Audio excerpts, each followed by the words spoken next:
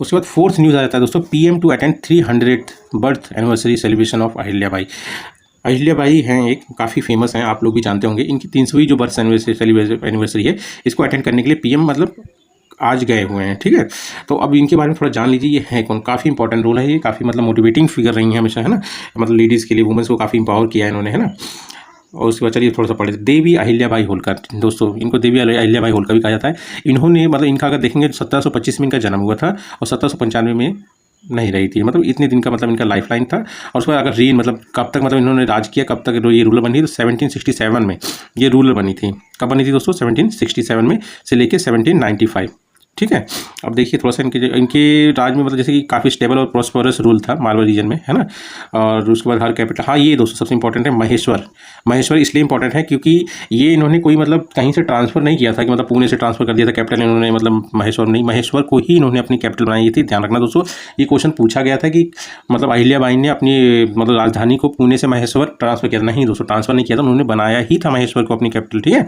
Narmada river के पास, है ना, ठीक है। और ये मतलब जनता दरबार भी लगाती थी, डेली पब्लिक ऑडियंसेस, मतलब ये जनता से काफ़ी कांटेक्ट में रहती थी, है ना।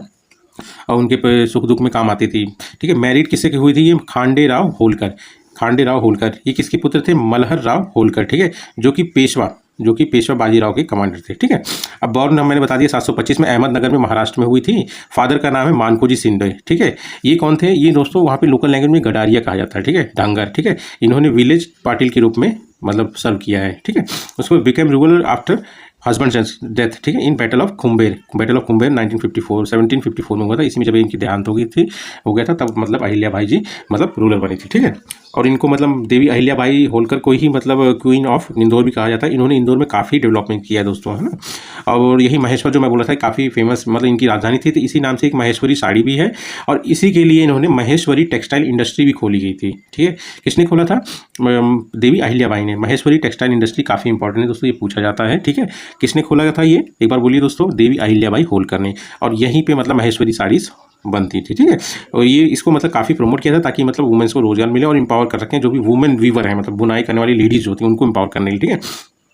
और सबसे ज़्यादा इंपॉर्टेंट बात इसमें यह है कि इसमें पहले एक लॉ चलता था कि अगर मान लीजिए कोई लेडीज़ है, उसका पति नहीं है ना, और विधवा है, ठीक है, और उससे कोई बच्चे नहीं है, तो उसकी जो प्रॉपर्टी होगी ना वो मतलब उसे छीन जाती थी। आप समझ दोस्तों, मतलब स्टेट को अलाउ कर देता था कि उसकी प्रॉपर्टी आप ले सकते हो, है ना। राज्य उसकी प्रॉपर्टी को अपने मतलब अधिकार में ले सकता है। सी रिपील्ड द लॉ, इस लॉ को उन्होंने हटा दिया था, खारिज कर दिया था कि she repealed the law allowing the state to confiscate a childless widow's property, childless widow's property, समझे दोस्तों। और इनके बारे में कुछ बातें कही गई थी, जैसे कि जवाहरलाल नेहरू जी ने कहा था a very able ruler and organisation. किसके बारे में? अहिल्याबाई के बारे में। किस में कहा था उन्होंने? अपनी बुक डिस्कवरी ऑफ इंडिया में कहा था, ठीक है। और एक मतलब ब्रिटिशियन थे मतलब हिस्टोरियन, ठीक है, उनका नाम था जॉन के। इन्होंने क्या कहा था? The philosopher queen. किसको? अहिल्याबाई को।